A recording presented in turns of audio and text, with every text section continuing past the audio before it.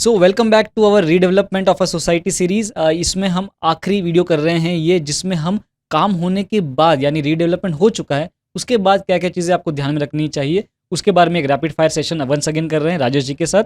सो सबसे पहला सवाल ये है कि कन्वेंस डीड क्या होता है और उसे कौन करेगा? कन्वेंस डीड ऐसा है कि जो आपके नाम पे फ्लैट हो गया है, जी। हर मेंबर के नाम पे अपना अपना फ्लैट हो गया है। करेक्ट। तो बिल्डिंग तो हर एक मेंबर के अपने इंडिविजुअल नाम पे हो गई है, लेकिन लैंड किसके नाम पे है?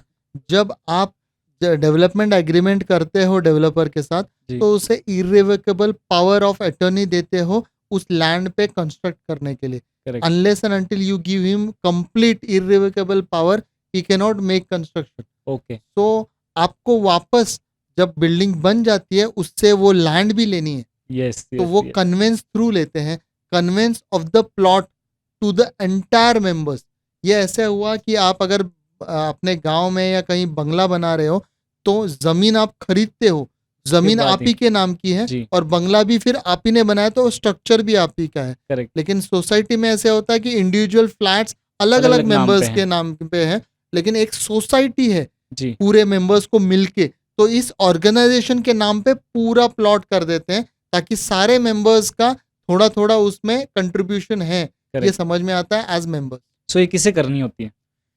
इसका इनिशिएशन होता है डेवलपर से, क्योंकि आखिर वो साइन करेगा डॉक्यूमेंट, क्योंकि अभी पावर्स उसके पास है लैंड के। करेक्ट। तो वो जब साइन करेगा, उसके बाद फॉलो अप सोसाइटी कर सकती है। सोसाइटी जो नई सोसाइटी बनेगी with new members and old members, इनकी जो अमेलगेमेटेड सोसाइटी बनेगी, ट्रेजरर और चेयरपर्सन बनेंगे, उनका साथ एक वकील का होना जरूरी है, लॉयर।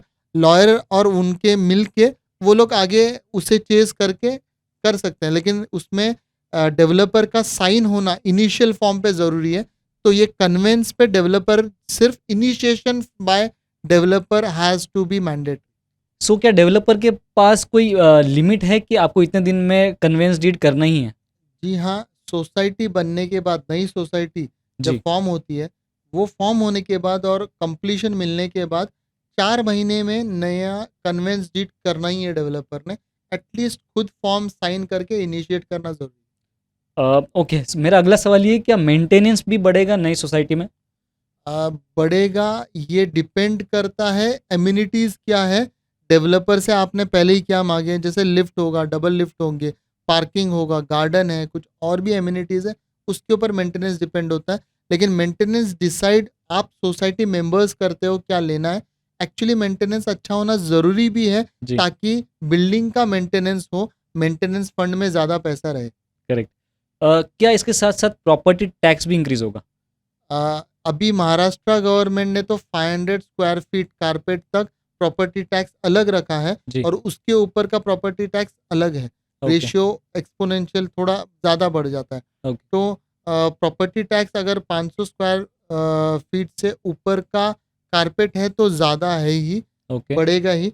और एज इट इज़ कारपेट आपका बढ़ेगा ही रीडेवलपमेंट में, तो बड़े हुए एरिया का भी प्रॉपर्टी टैक्स लगेगा ही, वो एरिया तो ऐड होगा ही, ओके। तो उस हिसाब से बढ़ना ही।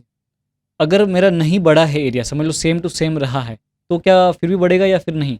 फिर नहीं बढ़ेगा। Okay, that's great to hear. Next, मेरा सवाल ये है कि क्या सोसाइटी वापस रिफॉर्म करने की ज़रूरत है, क्या सेम सोसाइटी वापस मैं कैरी फॉरवर्ड कर सकता हूँ?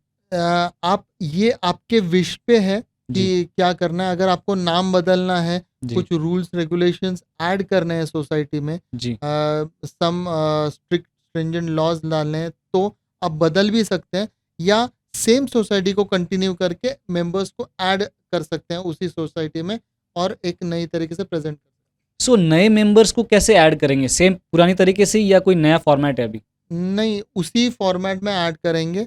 आप डेवलपर कन्वेंस फॉर्म पे पहले साइन करेगा, अपने राइट सरेंडर करेगा, जी। और नए मेंबर्स को आप ऐड करेंगे, और सोसाइटी रजिस्टर ऑफिस में जाके वो नए मेंबर्स को अंदर लेके रजिस्टर कर लेंगे। ओके।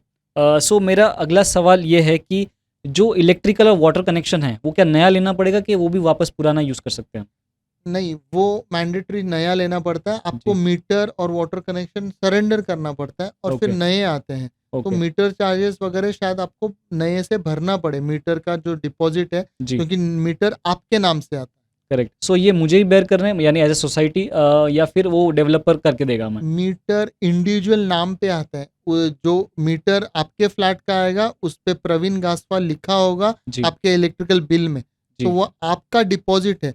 जब आप वो फ्लैट बेच के जाएं या कभी रीडेवलपर, तो डिपॉजिट रिफंड होता है। अलग अलग इलेक्ट्रिकल एजेंसीज के अपने अपने खुद के टर्म्स है और खुद का पॉलिसीज है, उस करेक्ट। हिसाब से वो रिफंड होता है।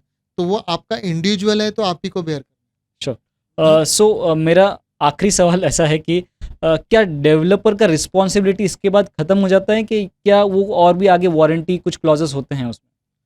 अकॉर्डिंग टू रेरा 5 साल तो डेवलपर का लायबिलिटी है on certain aspect such as failure in structural systems, okay. cracks, waterproofing. And after this 5 years, जी। actually there are guidelines which societies should follow for maintenance. That's amazing. So ये हमारा था total series on redevelopment of the whole society और building. आपको ये video series कैसा लगा हमें कमेंट करके ज़रूर बताइए, और स्पेशल कुछ भी आपके दिमाग में क्वेश्चंस है regarding whole redevelopment and redesigning, then आप ज़रूर कमेंट में पूछिए, हम उसका आंसर ज़रूर देंगे। और ऐसे ही डिज़ाइन रिलेटेड वीडियोस को देखते रहने के लिए फॉलो कीजिए अनडिज़ाइन।